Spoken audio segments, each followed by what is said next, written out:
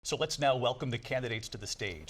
на 2 метри од далеченост, без публика во просторијата, двајцата претседателски кандидати кои никогаш претходно не се сретнале, ја имаа првата дебата која се емитуваше на ABC News и истовремено емитувана на други преносни мрежи на десетици милиони веројатно американски гласачи.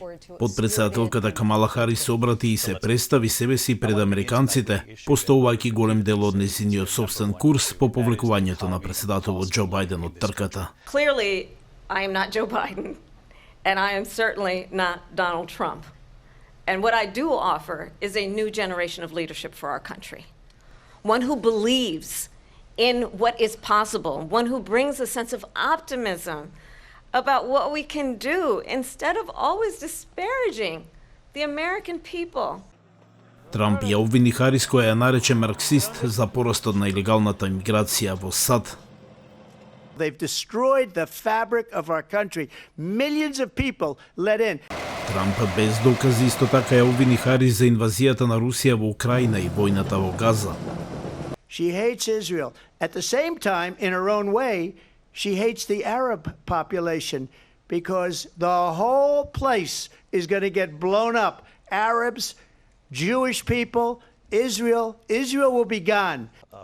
За Трамп ова беше седма претседателска дебат, за Харис прва. Таа рече дека републиканскиот кандидат не е способен да се врати во Белата куќа и дека за тоа постои консензус меѓу светските лидери, освен автократите, на кои Трамп им се восхитува.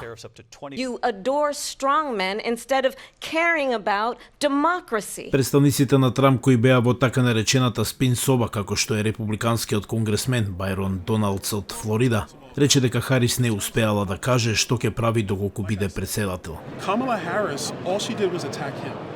She didn't talk about the policies. She didn't talk about her differentiations between her and the Biden administration. When Afghanistan came up, what did she say? A lot of nothing. Рече си 1/3 од гласачите анкетирани пред дебатата рекоа дека се запознаени со Трамп, но треба да научат повеќе за Харис. Според конгресменот на Демократската партија од Калифорнија, Тед Лиу, дебатата го отстрани јасниот контраст меѓу двајцата.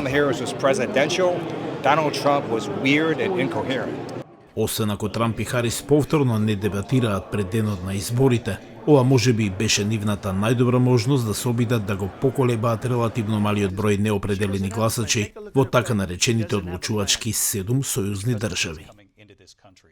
Дали и колку успеа во тоа да ги убедат американците, поранешниот претседател Доналд Трамп и подпредседателката на САД Камала Харис во синокешната дебата за кого да го дадат својот глас на 5 ноември, за кога се закажани претседателските избори во САД, нешто помалку од 2 месеци, останува да видиме.